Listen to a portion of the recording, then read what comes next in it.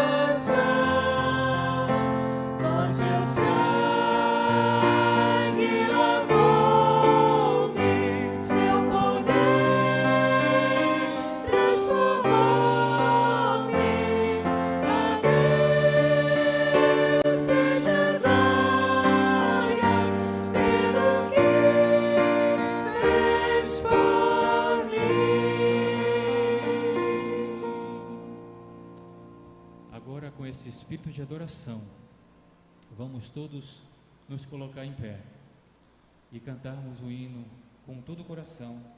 Jesus é o melhor. Para a oração intercessora.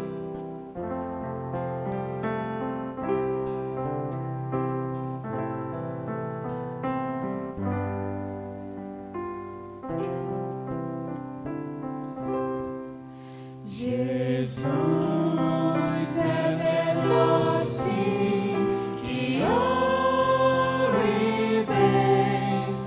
Jesus é melhor do que tudo que tens, melhor que riquezas e posições,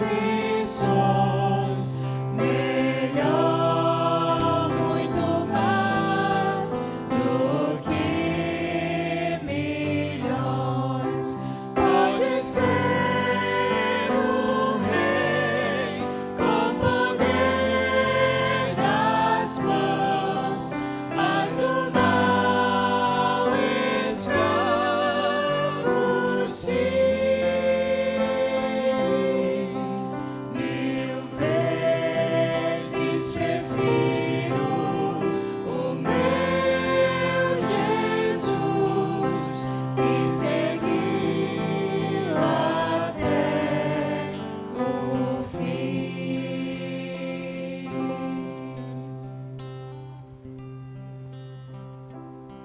Sábado a todos os nossos irmãos que estão na casa de nosso Deus nessa manhã e a todos que nos acompanham pelas redes sociais.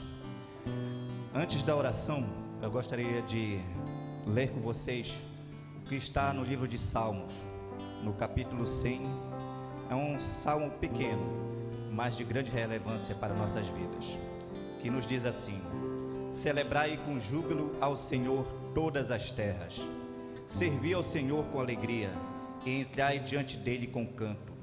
Sabei que o Senhor é Deus, foi ele que nos fez e não a nós mesmos. Somos povo seu e ovelhas do seu pasto. Entrai pelas portas deles com gratidão, em seus átrios com louvor. Louvai e bendizei o seu nome, porque o Senhor é bom e é eterna a sua misericórdia, e a sua verdade dura de geração em geração.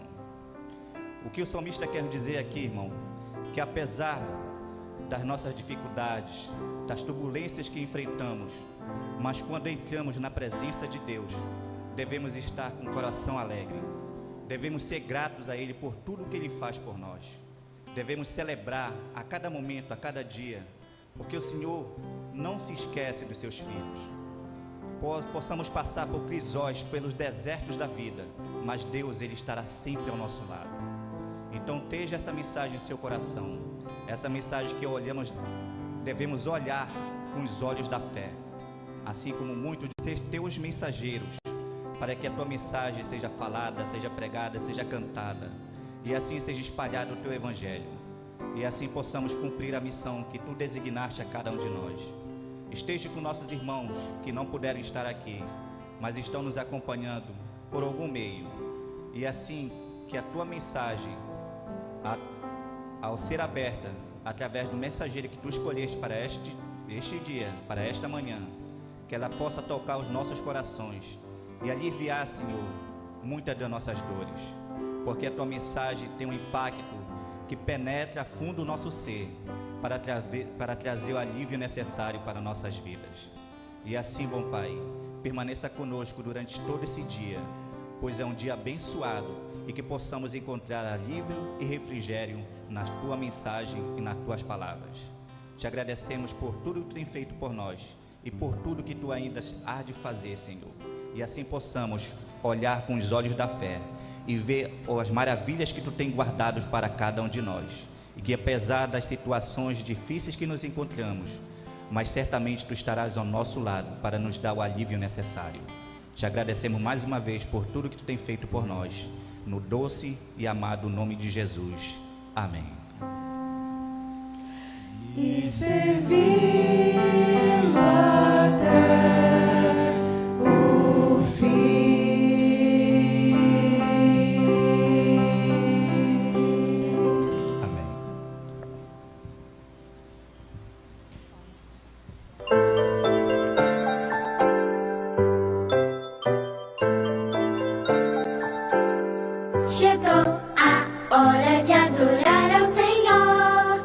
Chegou a hora de ouvir do seu amor lindas histórias que vêm ensinar a sempre em Deus confiar.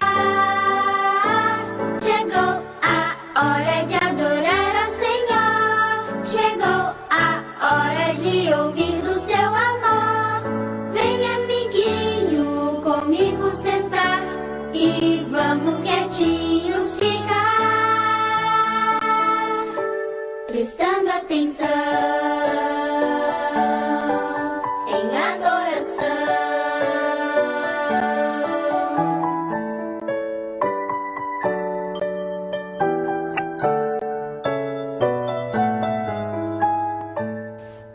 Tema de hoje: atravessando um rio transbordante.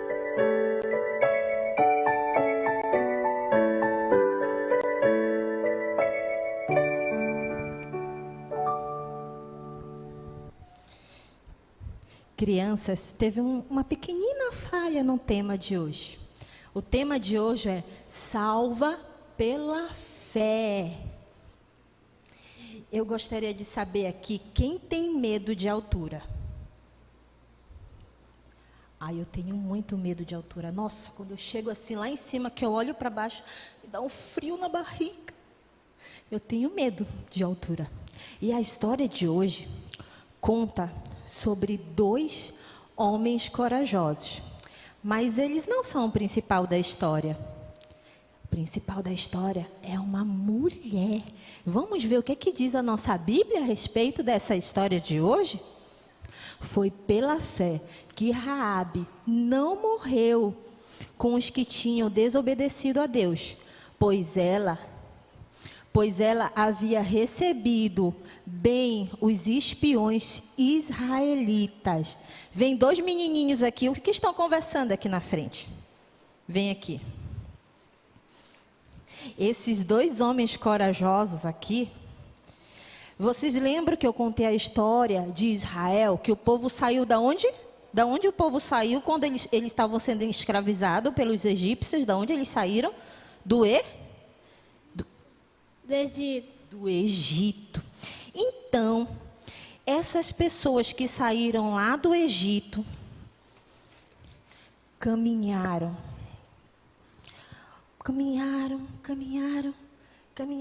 muito, longas distâncias. Muito. Quando eles estavam quase chegando na terra prometida, sabe o que eles viram?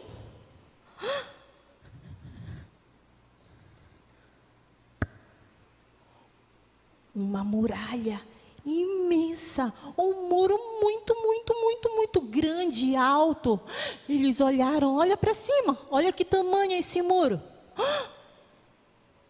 Nossa, muito gigante esse muro. E eles falaram assim: agora, como vamos passar por esse muro? Então, o líder na época, Josué, escolheu 2 homens corajosos. E esses homens corajosos vão sentar e prestar atenção na história agora. E aí, ele escolheu esses 2 espias para observar como era por dentro do muro. Mas eles tinham que ir disfarçados, eles não podiam ir de israelitas, não podiam. Porque o rei de lá conhecia a fama do povo israelita, que ele já tinha atravessado o Mar Vermelho, que eles já derrotaram muitas cidades. E aí, ele estava preparado para receber esses israelitas lá. Então, ele mandou fazer esse muro bem grandão, com portas bem fortes. Então, esses 2 espias entraram lá. E foram, sabe, para a casa de quem? Dessa moça chamada Raabe. E Raabe, ela já era acostumada a receber pessoas estranhas na sua casa. E aí, ela percebeu que aqueles 2 homens eram israelitas. E agora, será que Raabe ia contar para os soldados de Jericó que aqueles 2 homens eram israelitas e estavam espiando a terra deles? Raabe já conhecia o Deus de Israel e aprendeu a confiar nele. E aí, sabe o que aconteceu?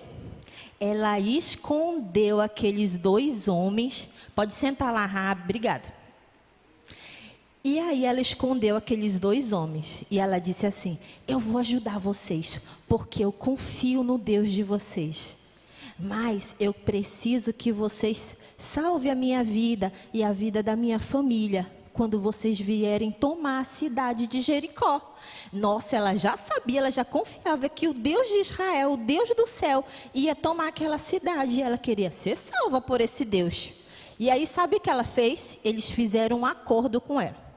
Beleza, nós vamos salvar você, mas para isso, você precisa botar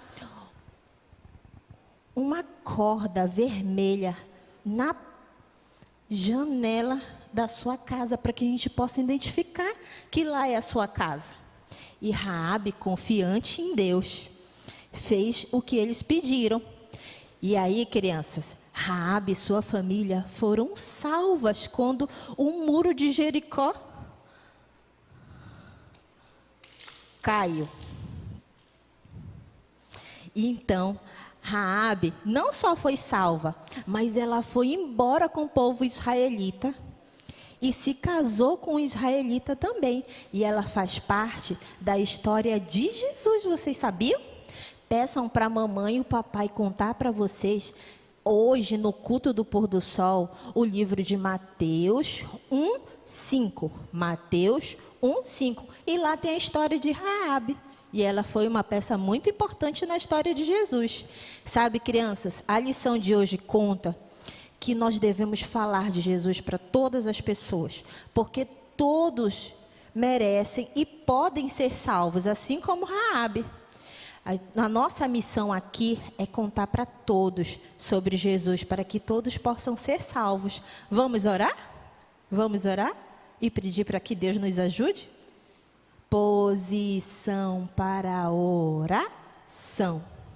Querido Deus, nos ajude, Senhor, a proclamar a Tua palavra para todo mundo, Senhor. Ajude as Tuas crianças, Senhor, que são o futuro da igreja e da nossa nação, a falar do Teu amor aonde quer que eles possam ir, Senhor. Na escola, em sua casa, para os seus familiares, Senhor. Usa Tuas crianças, Senhor, para falar do Teu amor e da Tua verdade. Te pedimos essas bênçãos em nome de Jesus. Amém.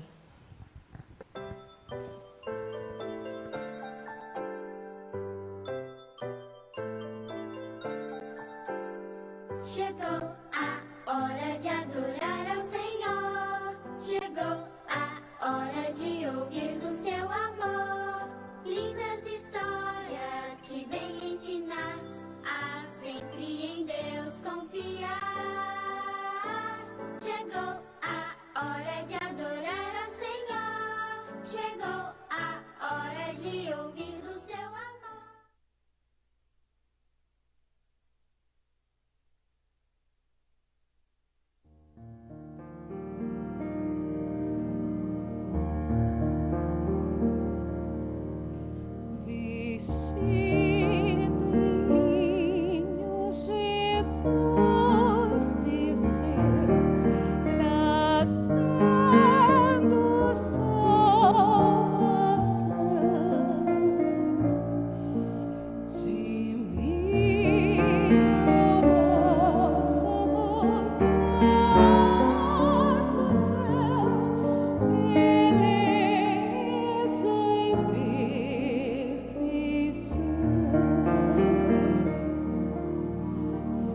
Vi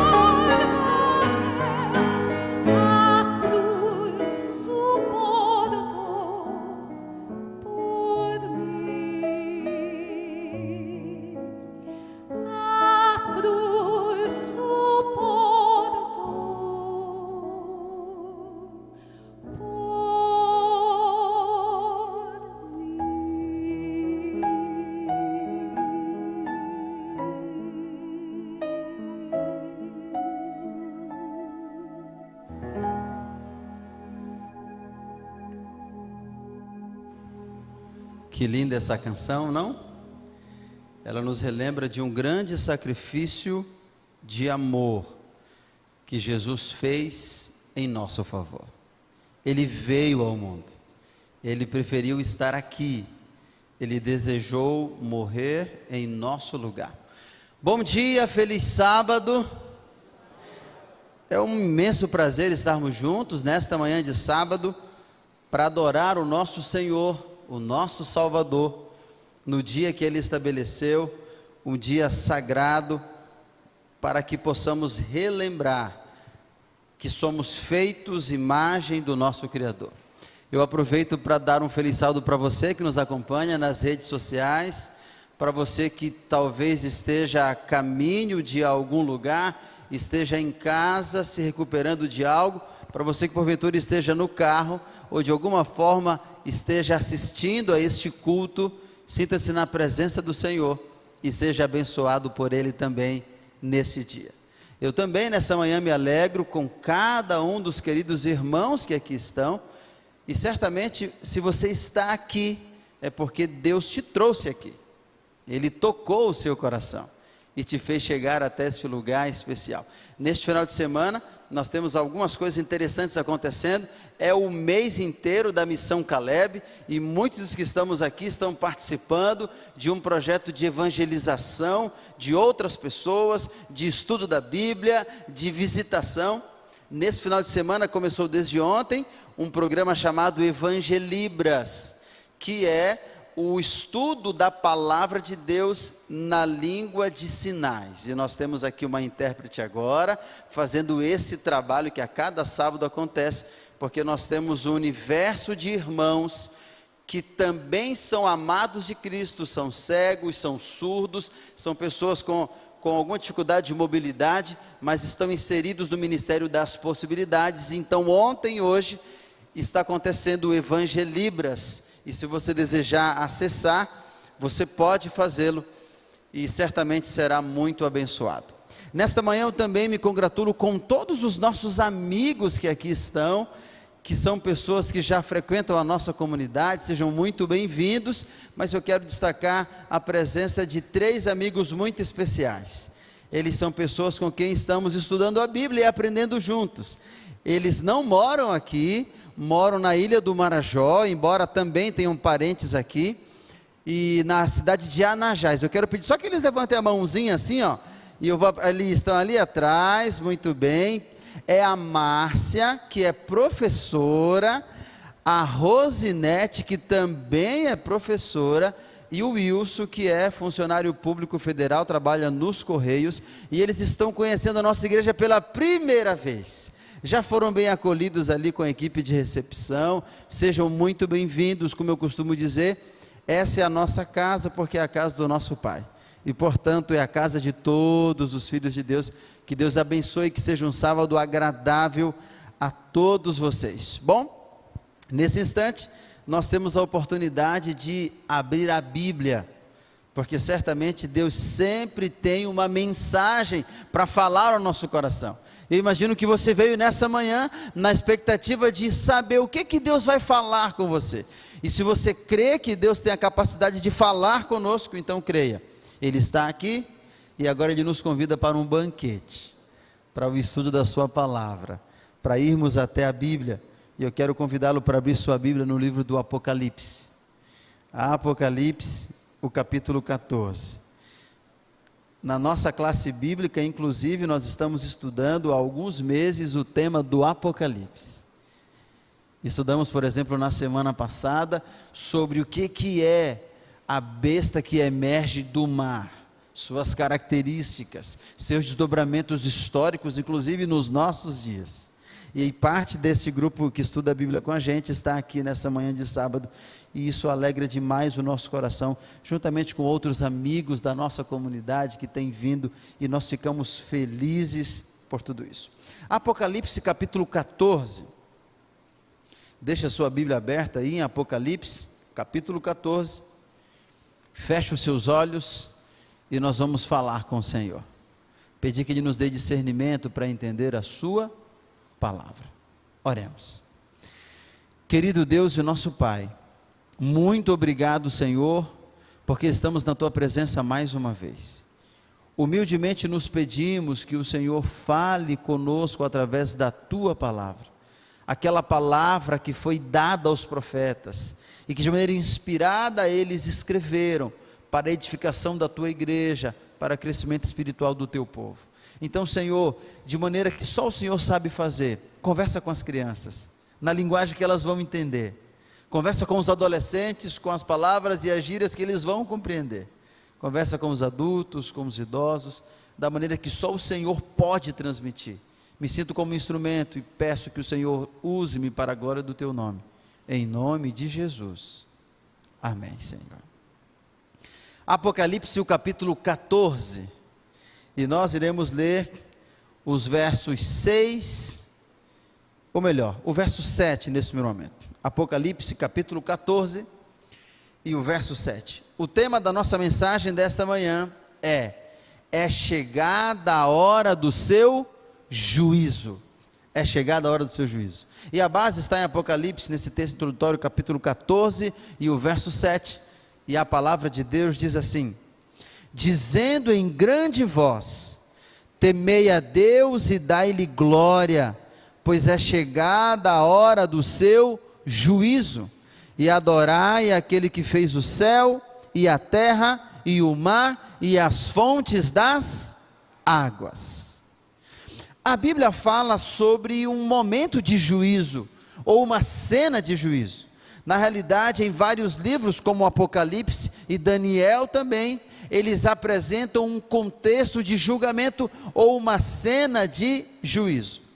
E quando eu preparava essa mensagem, e lembrava da cena de julgamento e de juízo, foi inevitável. Eu comecei a pensar em uma operação que aconteceu aqui no Brasil, que você deve ter conhecimento certamente, que durou muito tempo e teve várias fases e vários desdobramentos, e nos fez inclusive entender um pouco mais como é que funciona o Poder Judiciário, a Polícia Federal. Eu estou falando de que operação? Vocês lembram? Que operação? Operação o quê? Operação Lava Jato. Bom, me ajuda a passar, caso eu não esteja conseguindo transmitir daqui, você pode colocar a próxima imagem. A Operação Lava Jato foi uma operação que durou 7 anos, bastante tempo. A primeira fase dessa operação começou no dia 17 de março de 2014, e a primeira fase dessa operação tinha como objetivo fazer uma busca e um levantamento de dados e uma investigação a respeito de uma suposta lavagem de dinheiro. E esta operação teve vários desdobramentos e fases. Essa é tida como a maior operação de investigação da história do Brasil, e nos seus dias, você está vivendo a história. E a 79ª, a fase de número 79, terminou em janeiro desse ano que passou agora, e era uma fase que investigava alguns desvios de dinheiro na Transpetro, uma terceirizada da Petrobras. Eu fico imaginando, a partir do nosso conhecimento desses desdobramentos jurídicos, a gente pode compreender, por exemplo, o papel da promotoria, do Ministério Público que faz a acusação. O que é primeira instância, segunda instância, última instância?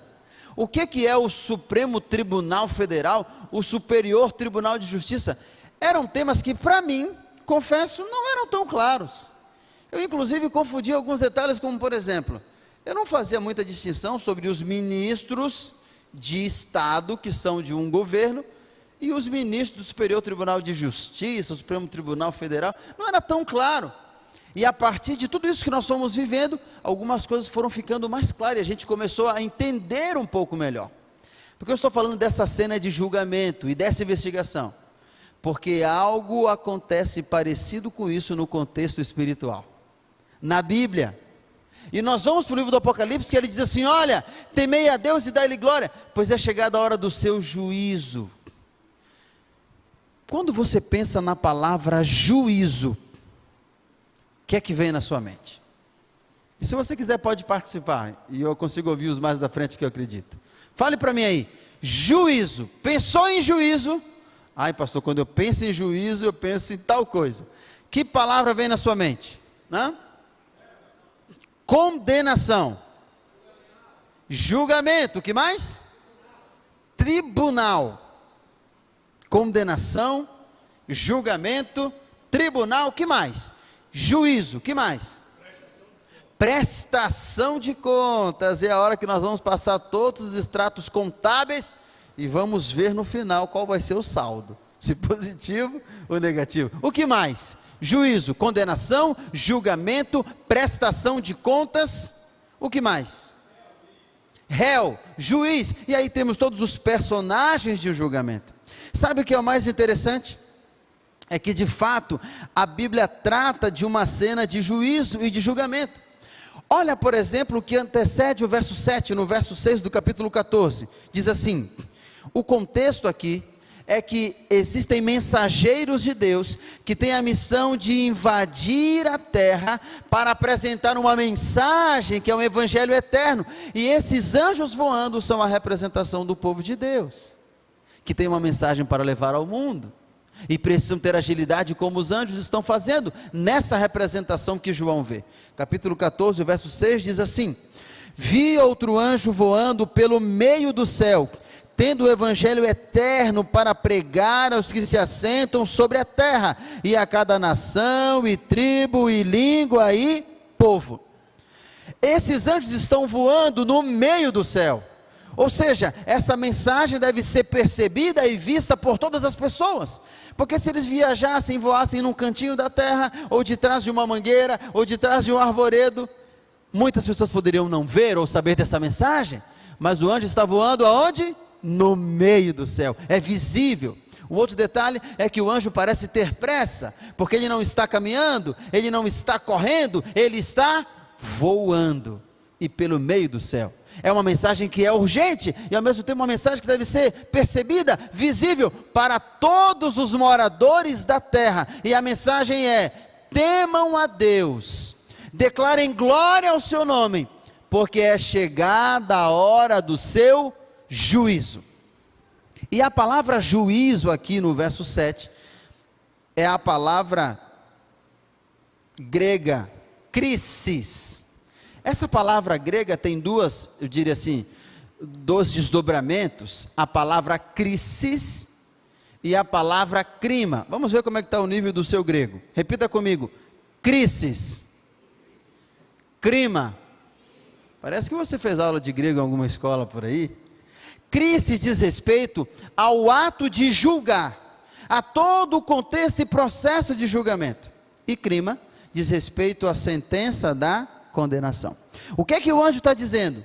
O anjo está dizendo: chegou a hora do seu krisis, do juízo, vai começar um julgamento e todos os seus desdobramentos. Por isso temam a Deus e deem glória, porque não há situação de perdidos, pois ainda há oportunidade. O juízo está começando e as suas fases terão os seus desdobramentos, e então virá crima, que é a fase final de execução e de sentença do juízo. Agora eu quero que você volte o seu olhar para o livro de Daniel, porque Daniel viu uma cena de juízo.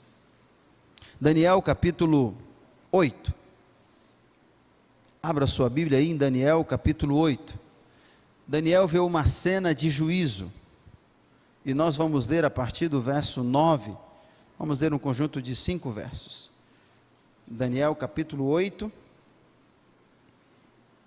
vamos ler a partir do verso 9, e a palavra de Deus diz assim, Daniel 8, 9 a 14,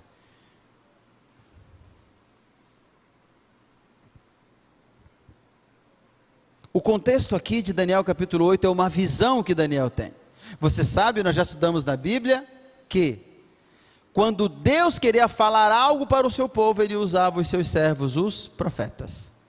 Daniel é um profeta, e Daniel tem uma visão, porque Deus tem algo importante para dizer, para mostrar para ele, e essa visão de Daniel capítulo 8, é uma visão intitulada a visão do bode e do carneiro.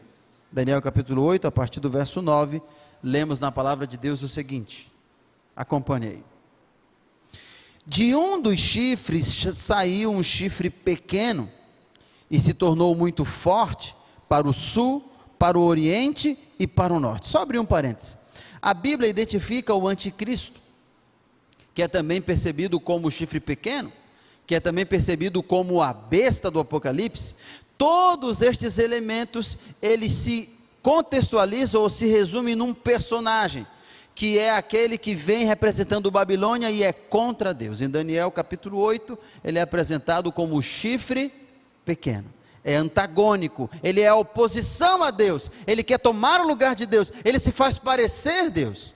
Vamos continuar na leitura. Verso 10 diz assim: cresceu esse chifre pequeno até atingir o exército dos céus, e a alguns do exército e das estrelas lançou por terra e os pisou. Sim, verso 11, engrandeceu-se até ao príncipe do exército, dele tirou o sacrifício diário, e o lugar do seu santuário foi deitado abaixo. O exército lhe foi entregue com o sacrifício diário, por causa das transgressões, e deitou por terra a verdade, e o que fez, prosperou. Depois, verso 13, ouvi um santo que falava, e disse a outro santo, aquele que falava: até quando durará a visão do sacrifício diário e da transgressão assoladora, visão na qual é entregue o santuário e o exército a fim de serem pisados? O que é que Daniel vê nessa visão que ele recebe?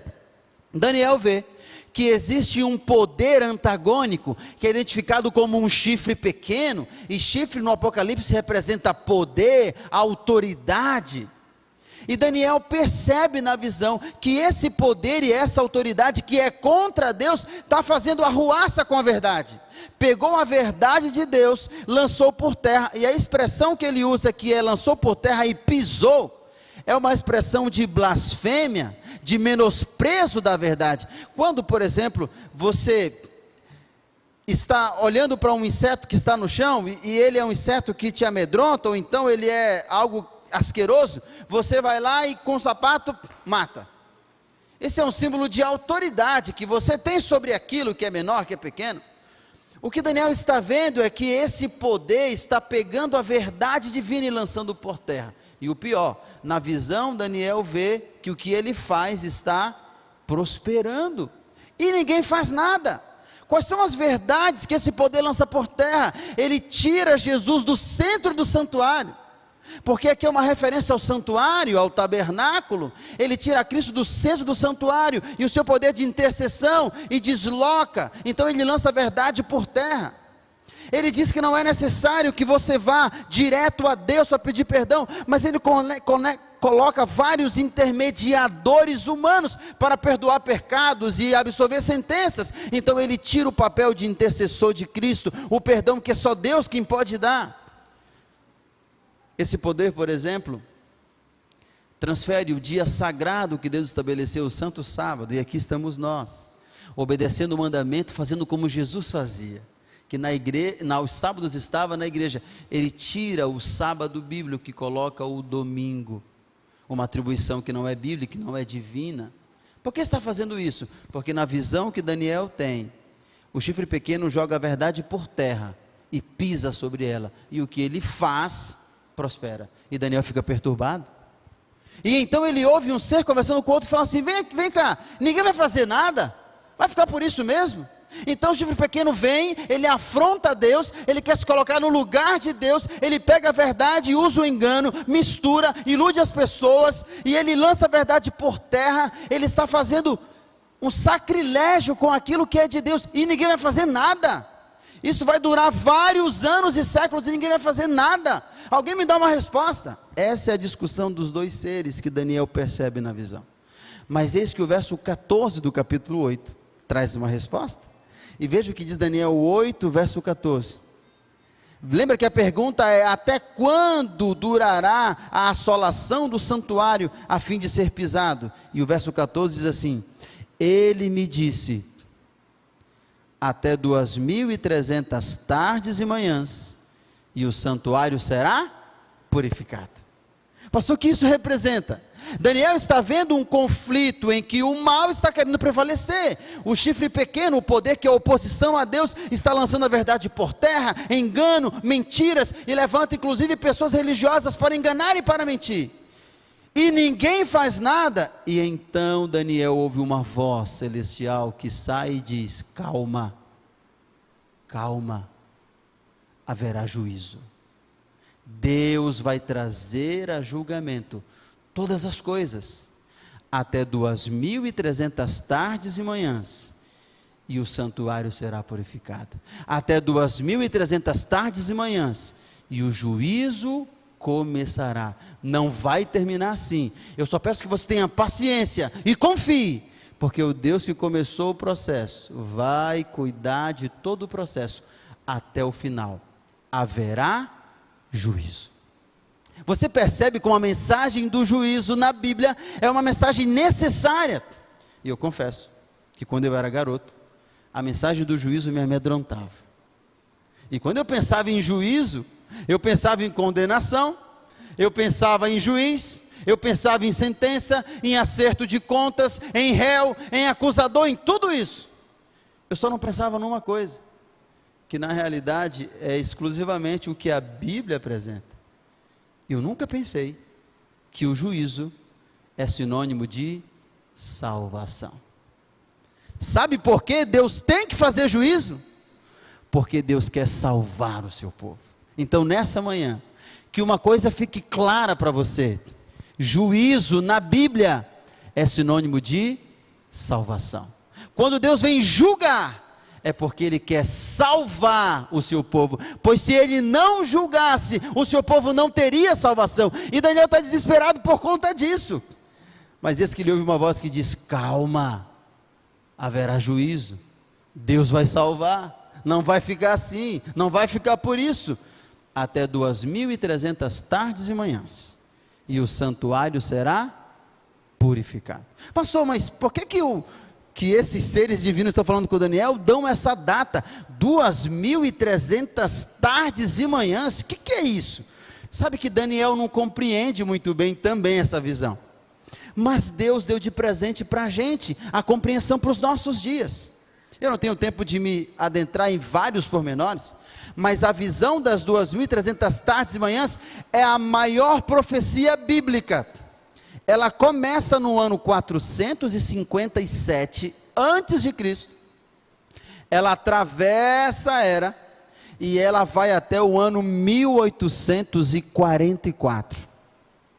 Parece que esse ano é um ano interessante e emblemático. Você lembra de um episódio que aconteceu no ano 1844, na história cristã, na história milerita, na história adventista? Em 1844, cristãos que esperavam a volta de Jesus começaram a ler a Bíblia, e se depararam com essa leitura de Daniel 8,14, também com Apocalipse 12, e pensaram assim: a purificação do santuário, da qual falou Daniel, já sei, é a volta de Jesus. E começaram a pregar a respeito disso, e era uma mensagem tão assim, acalorada, era uma mensagem de tamanha aceitação, que milhares de pessoas aceitaram. Eu estava há um mês atrás ouvindo um historiador, que tem trabalhado toda essa história do milerismo, a história adventista, e ele dizia que aproximadamente, acredita-se, que 500 mil de pessoas tiveram influência foram influenciados por essa mensagem, da breve volta de Jesus. Acontece que chegou uma data chamada 22 de outubro de 1844, aonde esse grupo de seguidores de Cristo que aguardava Jesus voltar, acreditava que ele voltaria, e daí ele não voltou. E você conhece essa data como o grande desapontamento. Tempos depois, eles continuaram estudando a Bíblia, e aqui fica uma lição para a gente: quando vierem decepções e crisóis, como estamos estudando na lição da escola sabatina, volte o seu olhar para onde? Para a Bíblia, para as profecias bíblicas, porque Deus vai cumprir aquilo que Ele prometeu. E perceberam pelo estudo da Bíblia, que a purificação do santuário não se tratava da volta de Jesus à terra, mas a purificação do santuário comparada com a purificação do santuário terrestre, conforme Levíticos 16 e capítulo 23. A purificação desse santuário era, na realidade, a purificação do santuário celestial, que começava a partir de um ato de juízo. Era o juízo de Deus que se iniciaria em 1844, e a partir dessa percepção, eles tomaram um novo alento e continuaram a pregação do Evangelho. Bom, nós já vimos aqui um pouquinho, nesses primeiros slides, sobre a cena de juízo, e eu quero caminhar aqui na próxima página para mostrar alguns elementos do juízo. Dê uma olhadinha aqui para a tela, não vamos poder transcorrer em todos esses versos bíblicos, mas você pode anotar, para inclusive depois conferir em casa, caso você queira.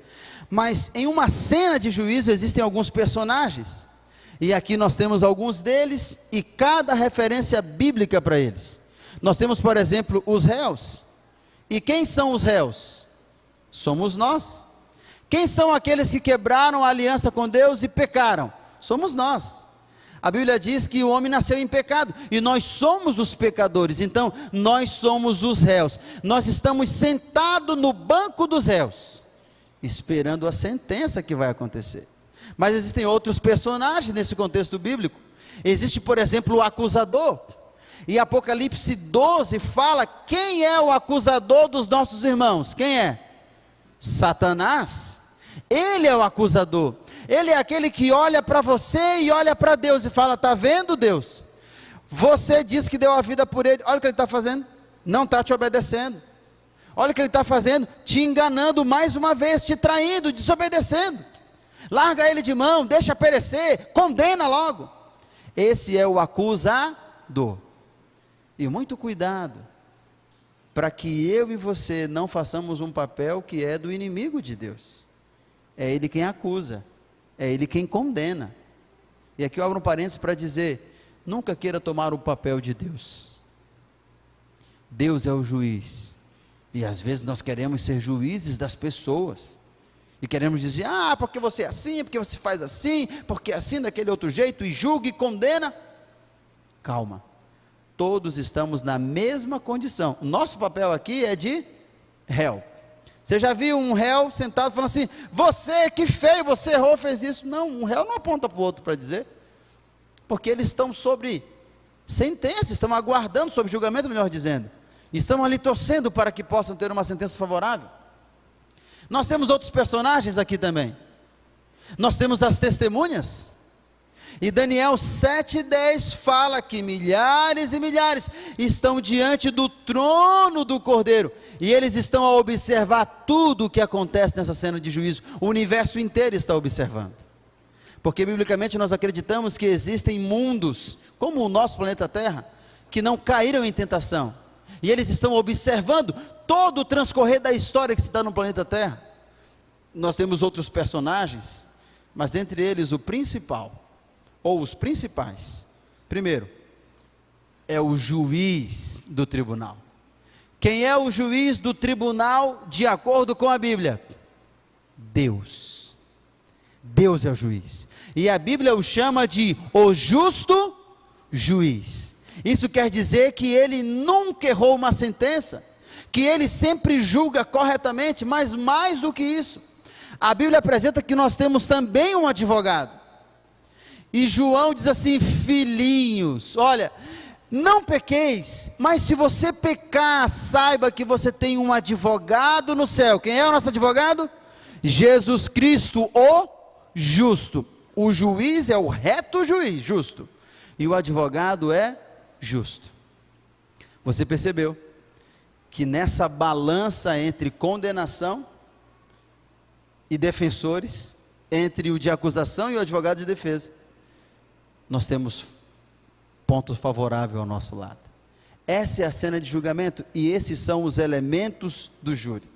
Eu gostaria agora de apresentar, de acordo com a Bíblia, quais são as fases desse juízo, para que a gente não confunda e às vezes não se atemorize ao ponto de perder a salvação ou a esperança por já achar que está perdido e que não tem mais solução. Lembre-se, esse é o papel do inimigo de Deus, é ele quem acusa, mas em Deus está o salvar, porque juízo na Bíblia é sinônimo de salvação.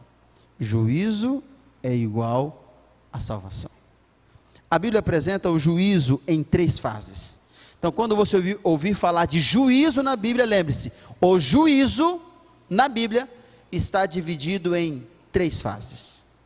E a primeira delas é o que nós lemos em Apocalipse capítulo 14. Volto a olhar lá para Apocalipse. Apocalipse capítulo 14. E se você quiser tomar nota de cada um desses versos, detalhes, colocar na sua Bíblia, fazer fotos, fique à vontade.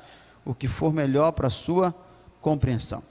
Apocalipse 14, verso 7 dizendo em grande voz, temei a Deus e dá-lhe glória, pois é chegada a hora do seu crisis, do seu juízo, ou seja, o juízo começou.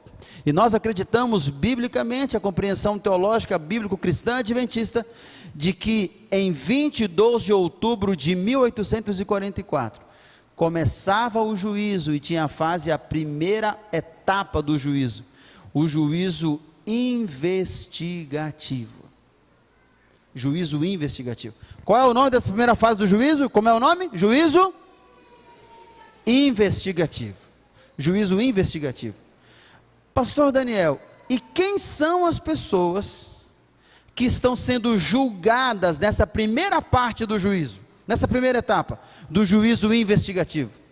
Por acaso sou eu? Será que tem que ver comigo? Vamos ver o que a Bíblia diz?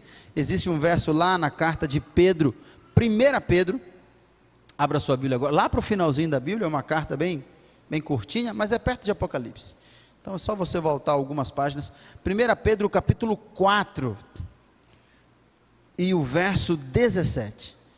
Ele nos dá uma compreensão clara sobre quem são aqueles que são julgados nessa primeira fase do juízo, que é conhecido como juízo investigativo, também como juízo pré-advento, porque acontece antes da volta de Jesus. Então, juízo pré-advento ou juízo investigativo. 1 Pedro capítulo 4 e o verso 17. E a palavra de Deus diz assim. Está com a Bíblia aí? A propósito, levanta a sua Bíblia aí. Bíblias ao ar. Cena linda, né? Nosso compromisso é com a palavra de Deus. 1 Pedro capítulo 4 e o verso 17, a palavra de Deus diz assim: porque a ocasião de começar o juízo é pela casa de Deus e é chegada. Ora, se primeiro vem por nós, qual será o fim daqueles que não obedecem o evangelho de Deus? Em outras palavras, Pedro está dizendo, o juízo começou, ou há de começar o juízo, e quando o juízo começa, ele começa pela casa de Deus, ou seja, pelo povo do Senhor, pelos filhos de Deus, pelo Israel espiritual. Então, no juízo de Deus, que tem como objetivo salvar, porque lembre-se, juízo é sinônimo de salvação. Repita comigo, juízo é sinônimo de salvação. Por isso, se Deus quer salvar, os primeiros a passarem pelo juízo na primeira fase, são os filhos de Deus. Quem são esses? Os que já aceitaram Jesus como Salvador, aqueles que conhecem a Cristo, aqueles que amam a sua palavra, aqueles que leem a Bíblia, ou aqueles que se esquecem de ler a Bíblia, mas amam a Jesus, aqueles que oram, mas aqueles que se esquecem de orar, mas amam a Jesus, aqueles que entregaram o coração para Jesus, e mesmo com luta, não largam a mão de Jesus. É para esses, diz a Bíblia, que é o juízo investigativo.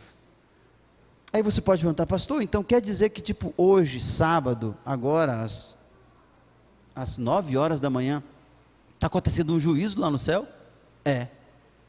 Agora, muito cuidado, outro dia eu ouvi uma história de alguém que fazia meio que uma pregação adventista, terrorista, meio alarmista, e dizia assim, cuidado, respire devagar, ande silente, porque o seu nome pode estar passando em julgamento nesse momento. Imagina só, uma cena como essa, que traz mais medo do que esperança, mas lembre-se, juízo na Bíblia é sinônimo de salvação. Deus quer condenar o pecado e a maldade, mas Deus quer salvar o seu povo, e é por isso que o juízo começa pela casa de Israel. Então, na primeira etapa do juízo, Deus vai julgar aqueles que entregaram o coração a Ele. Pastor, mas e os que morreram? Já estão julgados. Quem morreu já tem a sua sentença. Por quê? Porque ou ele está salvo, ou ele está condenado. E aqui a gente traz à luz da Bíblia um contraponto a uma crença que é disseminada por aí, de que quem morre vai para um outro estágio, que é o limbo ou o purgatório, e de lá numa repescagem pode conseguir a salvação. Biblicamente isso não existe. Biblicamente quem morre vai para o pó da terra e já está sentenciado. Ou ele estará salvo e vai ver Jesus voltar em glória e subirá para a vida eterna, ou ele estará perdido. Mas enquanto estamos vivos, nós estamos no processo de julgamento. Mas fique tranquilo, lembre-se que o nosso juiz é o nosso Deus, e o nosso advogado é o Filho dele, e ambos estão a nosso favor, porque juízo na Bíblia é sinônimo de salvação. Primeira fase do juízo, juízo investigativo. Vamos agora para a segunda fase do juízo, é chamado de juízo confirmativo. Pode passar a próxima imagem e deixar nos detalhes do juízo confirmativo. Eu quero que você abra a sua Bíblia em 1 Coríntios. 1 Coríntios capítulo 6. Anterior, volta um pouquinho, aí, nessa aí. 1 Coríntios capítulo 6, versos 2 e 3. 1 Coríntios capítulo 6, verso 2 e 3. 1 Coríntios um pouquinho antes aí de Pedro que nós estávamos, capítulo 6, versos 2 e 3. Encontrou aí na palavra? Paulo agora, falando aos irmãos de Corinto, diz assim, eles tinham muitas dúvidas sobre a Bíblia, sobre salvação e sobre juízo inclusive. Paulo diz assim: ora, não sabeis que os santos hão de julgar o mundo? Ora, se o mundo deverá ser julgado por vós, sois acaso indignos de julgar as mínimas coisas? Não sabeis, verso 3, não sabeis que haveremos de julgar os próprios anjos? Olha o que a Bíblia está dizendo. A Bíblia está dizendo que existe uma fase do juízo em que os perdidos serão julgados, inclusive os anjos maus serão julgados. E que fase é essa? É a fase do juízo confirmativo. Espera aí, pastor, mas eu não entendi uma coisa. Eles não estão perdidos? Sim. Os anjos maus já não são maus e se perderam? Sim. E por que eles precisam de um julgamento? Para que essa fase confirmativa do juízo? Já não foram perdidos? Agora é só acabar com eles e destruir a maldade e o pecado. Acontece que Deus é justo. Lembra que nós falamos que Deus é o justo juiz?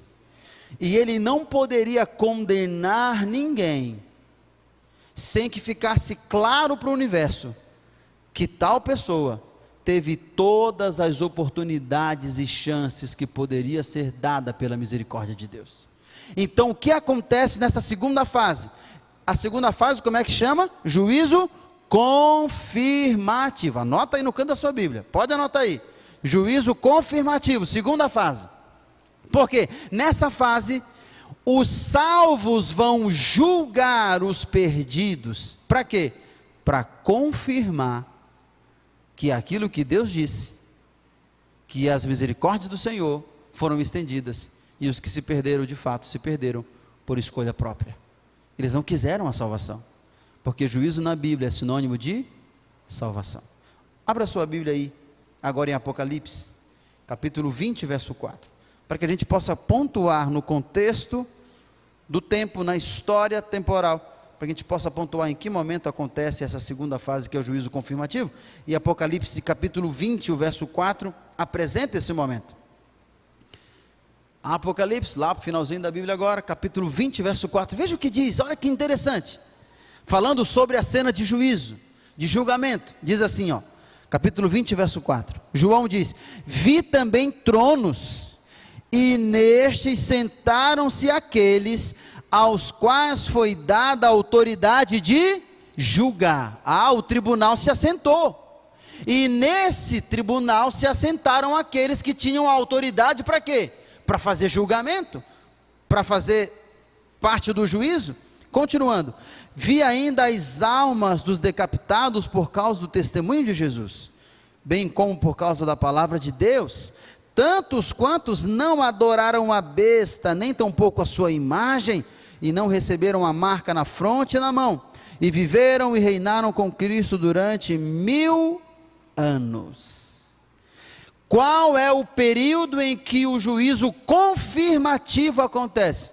Ele acontece durante o milênio, durante 1000 anos. Então vamos nos situar no tempo aqui. Primeira fase do juízo. Como é chamada a primeira fase do juízo mesmo?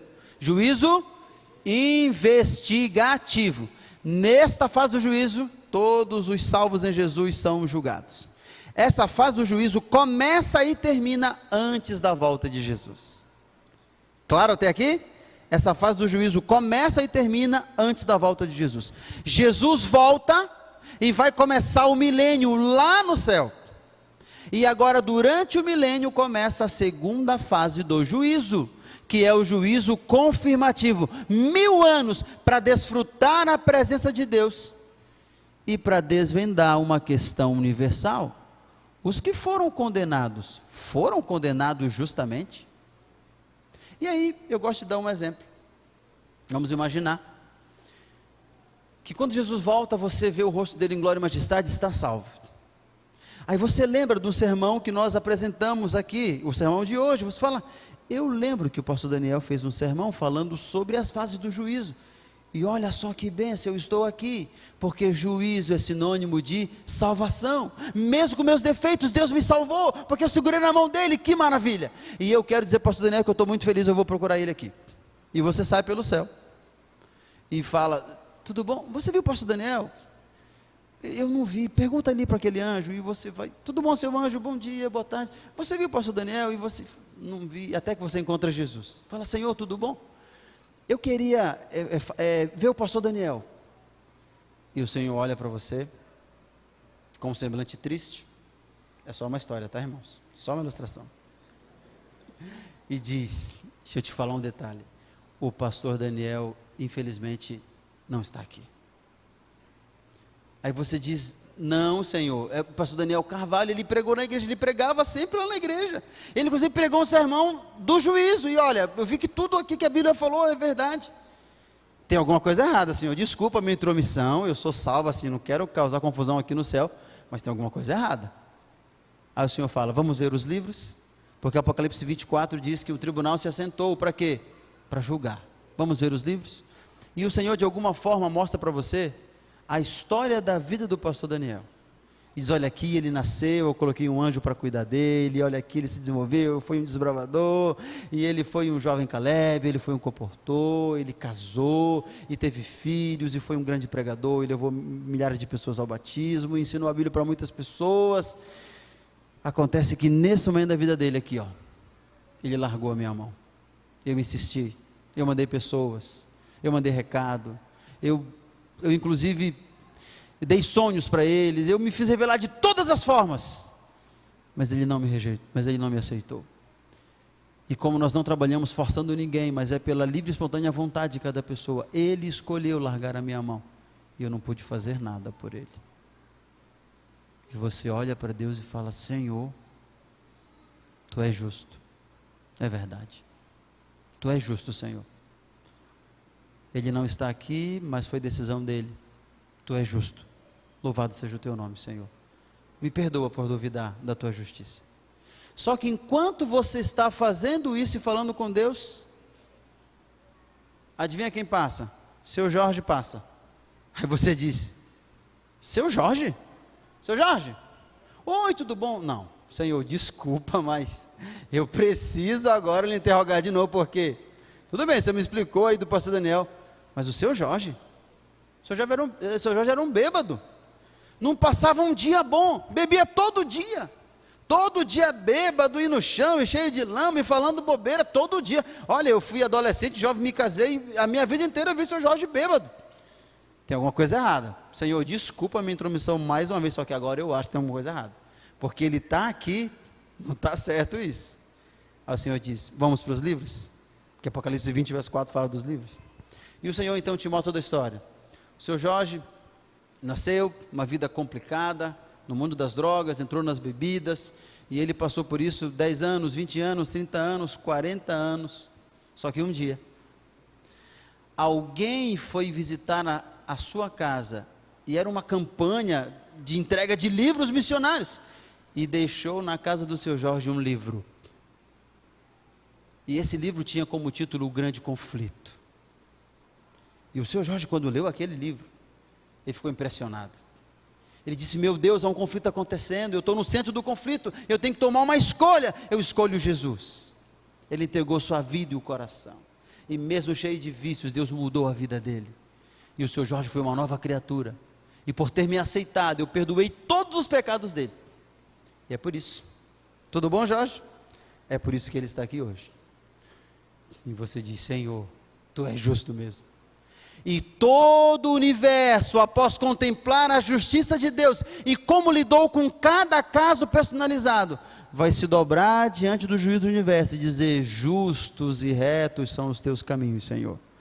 Essa é a fase do juízo confirmativo, quando o universo inteiro vai confirmar que Deus é justo, e é por isso que essa fase tem que acontecer. Senão alguns poderiam ficar a eternidade pensando, será mesmo? Olha, então essa fase acontece. Juízo confirmativo. Qual a primeira fase do juízo? O nome dela, qual é? Juízo investigativo. Acontece antes da volta de Jesus. Segunda fase acontece no milênio. Qual o nome da segunda fase? Juízo confirmativo. E aí vem a terceira e última fase, que é a fase do juízo executivo. Lembra daquela palavra lá de Apocalipse, chegou a hora do seu juízo? Crisis e crima. Crima quer dizer a sentença final. Agora ele vai pronunciar a execução do juízo. Eu quero convidar você para abrir a sua Bíblia, para que possamos ver essa última fase do juízo. Aí mesmo no capítulo 20, onde nós estamos, a partir do verso 5, depois 7 a 10. Diz assim, ó. Acompanhe aí, capítulo 20, verso 5 de Apocalipse. Os restantes dos mortos não reviveram até que se completassem os 1000 anos. Depois dos 1000 anos, os maus que estavam mortos vão ressuscitar. Versos 7 a 9. Quando, porém, se completarem os 1000 anos, Satanás será solto da sua prisão, e sairá a seduzir as nações que há nos 4 cantos da terra, Gog e Magog, a fim de reuni-las para a batalha, a peleja. O número dessas é como a areia do mar. Marcharam então pela superfície da terra, e sitiaram o acampamento dos santos, e a cidade querida. Desceu, porém, fogo do céu, e os consumiu a todos.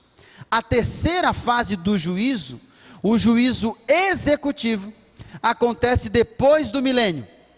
Jesus volta, traz a Nova Jerusalém, a cidade santa. Os maus serão ressuscitados pelo poder de Deus. Para quê? Para verem o rosto de Cristo e saberem que era verdade tudo que os profetas disseram, que aquele mocinho pequeno da manjedoura agora é o Rei dos reis e Senhor dos senhores. Mas quando isso acontecer, Satanás, que é astuto e audaz, vai dizer assim, eu ressuscitei vocês. Veja que no último instante ele é maldoso e enganador, e ele diz, vamos fazer uma batalha contra aquele Deus e o seu povo, e nós somos uma multidão grandiosa, vamos marchar e destruí-los. E a Bíblia diz que nesse instante, Deus agora executa a terceira fase do juízo, o juízo executivo. A Bíblia diz que fogo do céu é lançado, e consome toda a terra, o pecado e os pecadores, a maldade, a inveja, tudo é destruído. E aqui termina o ato de juízo de Deus. Mas lembre-se, juízo na Bíblia é sinônimo de salvação. Juízo é sinônimo de salvação. Eu quero concluir lendo com você 2 textos. O primeiro deles é Daniel capítulo 7, verso 22. Volte agora o seu olhar. Pode passar a imagem para a terceira e última parte. Daniel capítulo 7, verso 22. Fala sobre uma cena de juízo. Daniel não entende como é que ninguém aparentemente não faz nada e o mal está prosperando. Mas em Daniel 7, 22 nós temos algumas respostas. E diz assim a Bíblia. Daniel 7, 22. Até que veio o ancião de dias e fez justiça aos santos do Altíssimo. E veio o tempo em que os santos possuíram o reino. Sabe por que Deus tem que fazer juízo? Porque Ele quer dar a sua herança. O reino que Ele preparou é para você. E Ele só pode entregar o reino depois que fizer juízo. Porque juízo na Bíblia é sinônimo de salvação. Deus vai vencer. E quando Ele vencer, a vitória de Deus será a vitória do seu povo. E Ele vai te entregar por herança. Olha o que diz agora os últimos versos. Versos 26 e 27. Diz assim: mas depois se assentará o tribunal para lhe tirar o domínio e o destruir até o fim. Domínio de quem? Lembra que o chifre pequeno, a besta do Apocalipse, lembra que essa oposição de Babilônia era contra Deus? A Bíblia diz, mas chegará o tempo em que o tribunal vai se assentar e vai tirar o domínio do chifre pequeno, para os destruir e o consumir até o fim. Verso 27, que coisa linda, o verso 27. O reino e o domínio e a majestade dos reinos, debaixo de todo o céu, serão dados ao povo dos santos do Altíssimo. O seu reino será eterno, e todos os domínios o servirão, e lhe obedecerão. Amém? O que é que Deus está confirmando para mim e para você, nessa mensagem de juízo? Que o juízo é salvação, e que após o ato de julgamento, Ele vai te entregar a sua herança, a nova terra, poder e autoridade, para viver a vontade dEle, por toda a eternidade. Amém? Eu quero concluir com uma última citação, a de Ellen G. White. Pode passar. Ellen G. White tem um texto lindo. Pode passar. Ela diz assim, está no livro Patriarcas e Profetas, página 351. Quero que você atente e leia com muita atenção. E ela diz assim: quando Cristo apresenta seu sangue perante o Pai, Ele leva no peito o nome de cada coração arrependido e crente. Essa imagem a qual Ellen G. White está se referindo é a imagem do sumo sacerdote. Você lembra do santuário da terra?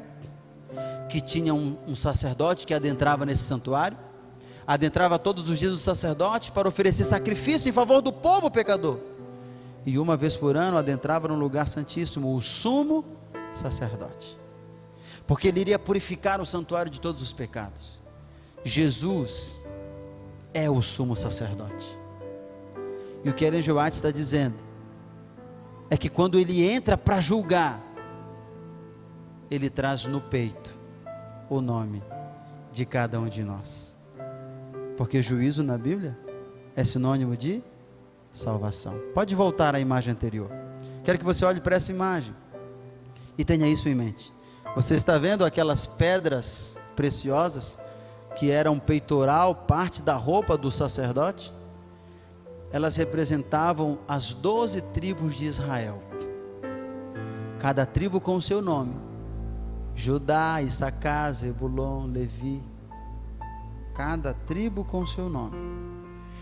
Quando o sacerdote entrava no santuário, ele tinha em mente que o juízo era para salvar e perdoar os pecados do povo, e para lembrar disso, ele olhava para o seu peitoral.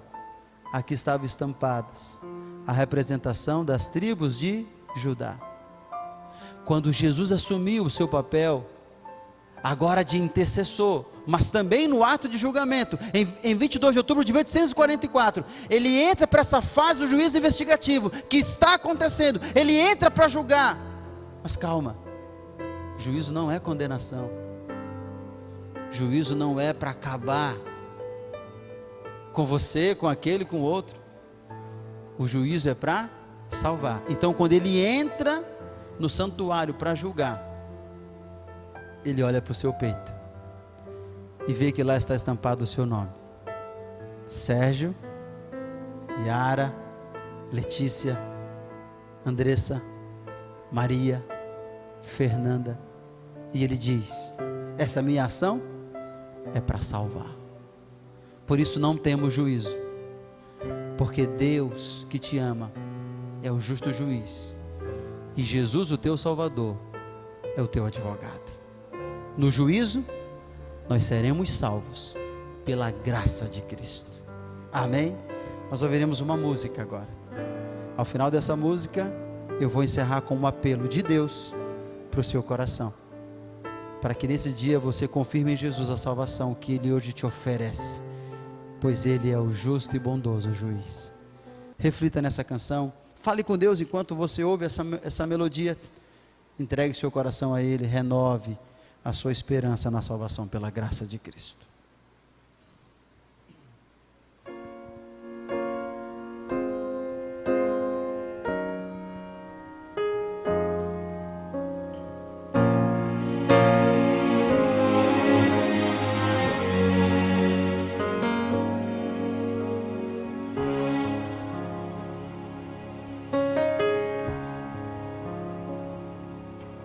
Há muito tempo tenho ouvido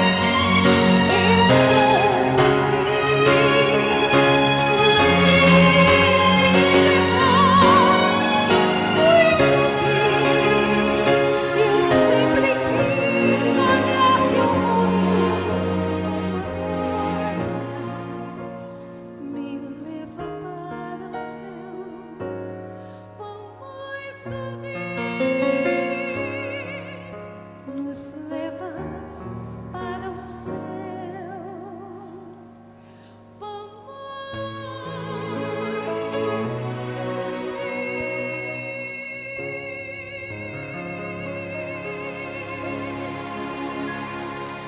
Está chegando o dia em que nós veremos o rosto do nosso Salvador.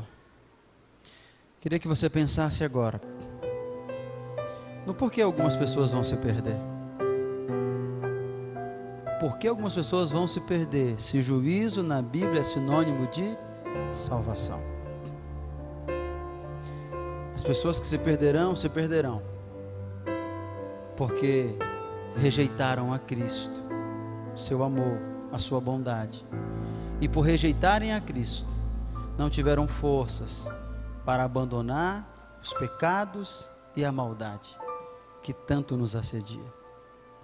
Mas desta manhã, o apelo para você é: você confia no juiz do tribunal, que é Deus? Você confia que o seu advogado é o melhor advogado, que não perdeu nenhuma causa, Jesus Cristo justo? Você aceita as condições do tribunal para viver uma vida pura diante de Deus, obedecendo os seus mandamentos e fazendo a sua vontade? Lembre-se, se você aceita, então em Cristo Jesus você é um salvo. Nesta manhã, eu gostaria de concluir essa mensagem me dirigindo um apelo específico. Talvez você que está aqui assentado hoje não tenha certeza da sua salvação, e isso machuca a sua vida. Você fala: Senhor, mas parece tão difícil ser salvo, parece que a gente tem que fazer várias coisas, e às vezes eu esqueço de uma dessas e tenho que voltar para a estaca zero. Lembre-se, salvação não tem que ver com um ato isolado, salvação tem que ver com a direção para onde você está apontado. Ninguém será perdido porque cometeu um pecado minutos antes da volta de Jesus, mas se perderá por ter abandonado e rejeitado a Cristo. Por isso, a salvação é uma pessoa e é Cristo, e quando você o aceita, Ele muda a direção da sua vida, e você começa a caminhar em outra direção, e mesmo caindo, você está na direção correta, Ele te levanta, e assim nós vamos seguindo, de fé em fé, pois o justo viverá pela fé. Se nessa manhã você quer renovar com Cristo a salvação que Ele já te otorgou, e que você hoje diz: Senhor, obrigado, eu aceito essa palavra, essa mensagem, eu quero me sentir salvo, mas não por um mero sentimento, pela confiança na Tua palavra, e no que Tu fizeste, e pela fé, eu recebo que sou um salvo em Cristo Jesus. Se esse é o seu desejo, então você pode se colocar em pé. Eu já estou em pé, porque esse é o meu desejo, porque eu creio no que a palavra de Deus diz, e o aceito pela fé. Mas eu quero ainda estender, nesse segundo momento, para fazer um apelo para você, que é um amigo da nossa igreja, para você que está conhecendo a Cristo, para você que está dando os passos na caminhada espiritual, você está estudando a Bíblia, aprendendo sobre Deus, está conhecendo o seu amor, tomou decisões importantes, mas precisa sacramentar de que você é de Cristo, e você precisa voltar o seu coração para Ele. Pastor, mas é difícil às vezes, mas Ele pode te capacitar. E se eu estou falando para alguém nesta manhã, que precisa tomar a decisão de entregar o coração completamente para Jesus, hoje é o dia, essa é a hora. E a você eu estendo um convite. Eu gostaria que você desse alguns passos. Sabe aquele passo da fé que chega diante do trono de Deus? São esses passos. E eu quero que você venha até aqui. Eu quero orar com você diante do altar do Senhor. Tudo bom, Isaías? Deus te abençoe. Louvado seja o Senhor. Olha para mim aqui. Ele te ama. Seu pai foi um grande pregador. Ele pode te perdoar de todos os pecados e purificar a sua vida. Fique aqui que eu vou orar por você. Amém. Que Deus te abençoe. Permaneça aqui. Podem vir. Você não pode sair daqui hoje sem tomar a decisão mais importante, que é qual? Entregar o meu coração para aquele que pode me salvar, e nada vai me separar do amor dele. Louvado seja o Senhor. Sabe que Deus ama um coração juvenil, né? Ele parabeniza a decisão de vocês, uma família. Louvado seja o nome do Senhor. Ele é o juiz, Ele é o advogado. Quem vai nos condenar, diz a Bíblia? Cristo morreu, ressuscitou, nos perdoou, está à direita de Deus. Nada nos poderá separar do amor de Deus que está em Cristo Jesus. E aí, amigão, tudo bom? Legal sua decisão, viu? Deus te ama e Ele é o teu Salvador. Juiz é sinônimo de salvação. Amém? Deus abençoe. Que Deus abençoe. Que Deus abençoe. Pode se juntar, pode vir aqui, pode. Encosta mais aqui para o lado. Se você deseja vir, vem. Pastor, qual a decisão que eu tenho que tomar hoje? A decisão de segurar na mão de Cristo, entregar o coração completamente para Ele, sem reserva, sem ficar meio assim, será que eu vou, que não? É hoje o momento. Entrega o coração para Ele. E Ele vai fazer maravilhas na tua vida. Porque Ele está para nos salvar. Juízo na vida é sinônimo de salvação. Amém por isso? Amém. Nós vamos orar agora. Eu vejo vários juvenis e crianças aqui. E Jesus disse: deixai vir a mim os pequeninos. Sabe que o seu coraçãozinho é dele, né? E Ele te ama. E é o seu juiz. Quando alguém vem para acusar, Ele diz: opa, peraí que são os meus filhos. E Ele defende você. E você também, viu? E defende você também. E vocês também. Nós vamos orar por isso agora. Estamos prontos? Podemos orar? Mas se alguém mais desejar vir, você pode vir. É de Cristo o seu coração. Vem. Eu sei que no momento como esse acontece uma batalha grande, uma batalha tremenda. Venha para declarar de que lado você está. Venha para dizer: Senhor, eu sou teu. E obrigado pela salvação que o Senhor confirma a mim. Feche os seus olhos. Pense em Deus. Mas pode vir. Venha. Eu fico imaginando a nossa caminhada espiritual em direção a Cristo. E é exatamente assim. Um passo meio, será que eu vou? E daqui a pouco a gente se lança nos braços dele e diz: Senhor, obrigado por me esperar. Louvado seja o Senhor. Vamos orar. Querido Deus, muito obrigado, Senhor, porque é na tua palavra que nós encontramos conforto.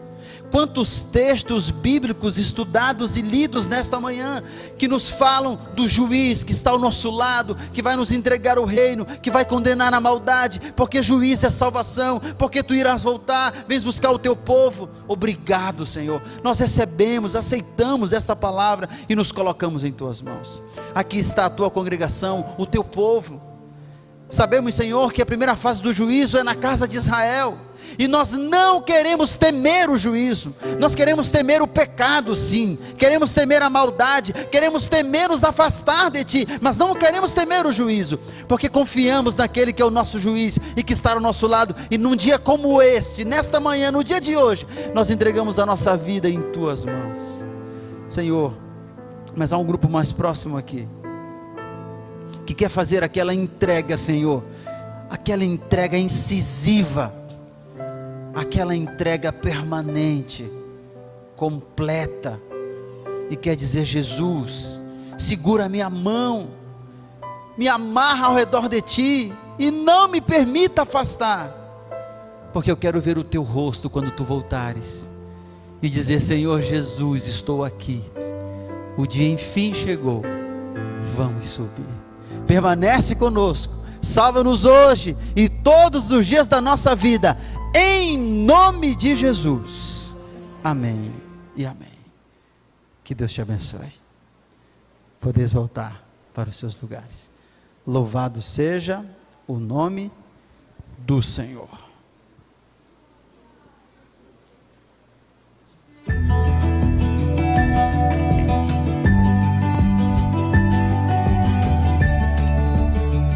Provai e vede.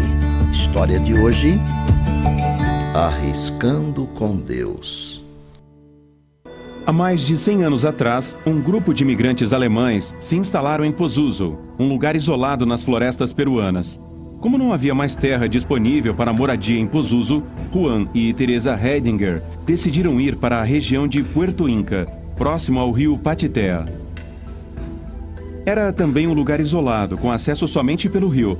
Longe da civilização, eles precisariam ser autossuficientes e providenciar para praticamente todas as suas necessidades. Certo dia, Teresa contraiu sérios problemas renais e a única ajuda médica disponível ficava na clínica Maranata, cujo acesso, saindo da fazenda onde moravam, somente era possível de barco. Os proprietários do local, Monroe e Patricia Duerksen, eram pioneiros da missão global e, por conta própria, haviam decidido abrir uma clínica naquele local, sem a presença de qualquer adventista. Voluntariamente, arriscaram tudo com Deus, acreditando que Ele providenciaria todas as suas necessidades. Chegando à clínica, Teresa recebeu os devidos tratamentos e um simples, porém poderoso presente, o livro O Grande Conflito. Teresa foi convidada a se juntar à família Duerksen para a programação de sábado. Impactada pelo livro e pela bondade dos missionários, Teresa foi batizada juntamente com Juan, sua mãe e os 4 filhos do casal. Graças a esta iniciativa evangelística dos missionários, todos os 4 filhos da família Heidinger foram mais tarde enviados para a Universidade Adventista Peruana Unión, que alterou completamente o futuro destes filhos, multiplicando sua utilidade tanto para a igreja quanto para a sociedade. Hoje, Maritza é graduada com habilitação para ensinar biologia e química para o ensino médio e é casada com um pastor. Daisy é uma engenheira de alimentos, que atuou como prefeita de Puerto Inca e agora é membro da equipe do ministro assistente de educação do Peru. Lisette estudou psicologia e é casada com um químico farmacêutico, ambos servindo ativamente na sua igreja local em Los Angeles, Estados Unidos. E Edward, que se tornou pastor, é atualmente o secretário executivo da Divisão Sul-Americana da Igreja Adventista do Sétimo Dia, com sede no Brasil. Ao devolver o seu dízimo e entregar o seu pacto, peça a Deus que lhe mostre o que Ele quer que você arrisque por Ele hoje. Lembre-se que sua abnegação e sacrifício próprio são o combustível que geram preciosos frutos para Deus. E agora eu os convido para este momento especial de adoração e louvor através dos dízimos e das ofertas. E desejo que Deus os abençoe ricamente.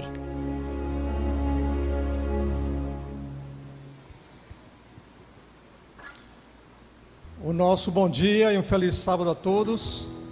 Também saudamos nossos irmãos e amigos que nos assistem nesta manhã pelas redes sociais.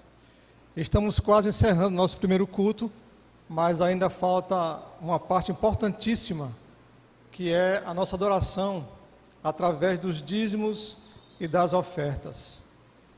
Queria ler com vocês um trecho que está aqui em Mateus 2, verso 11, que fala assim: entrando na casa, viram o menino com Maria, sua mãe, e prostrando-se, o adoraram. Então, abrindo seus tesouros, lhe deram seus presentes, ouro, incenso e mirra. Nós também, nesta manhã, somos convidados a dar presentes ao nosso bom Deus, através dos dízimos e ofertas. Mas você também pode doar, se não estiver aqui, usando nossas contas bancárias, que devem estar aparecendo aí na tela de vocês, bem como também através do nosso Pix. Só lembrando, irmãos e amigos, que vocês devem enviar-nos o comprovante da transferência, para que possamos tirar então o recibo e fazer a contabilização. Nesse momento, as diaconisas, elas estarão aqui à frente, também ali no corredor, e vocês poderão se dirigirem a eles, deixarem ali os seus dízimos e as suas ofertas.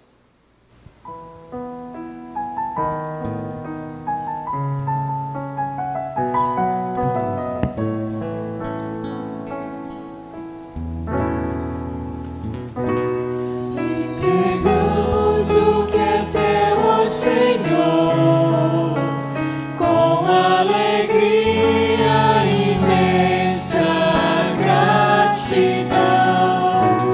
Por tudo o que és, ó Senhor, iremos honrar nosso pacto de salvação. Ofertas, recursos e talentos na tua obra queremos depor.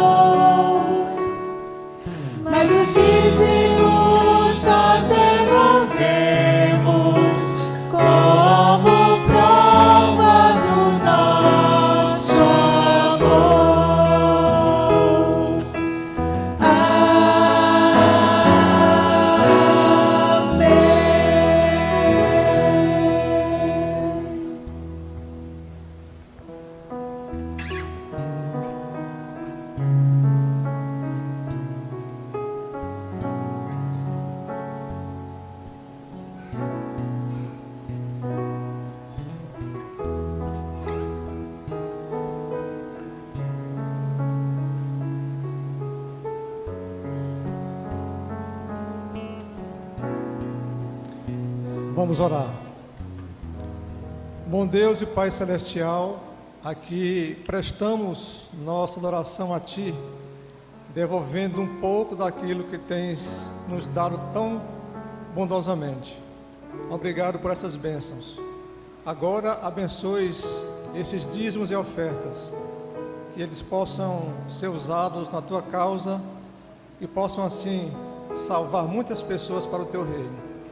Também te pedimos uma bênção para os doadores, que as promessas caiam sobre eles e que eles possam sempre estarem dispostos a te servirem através da adoração dos dízimos e ofertas. Abençoa-nos, portanto, mais uma vez, te pedimos em nome de Jesus. Amém. Amém.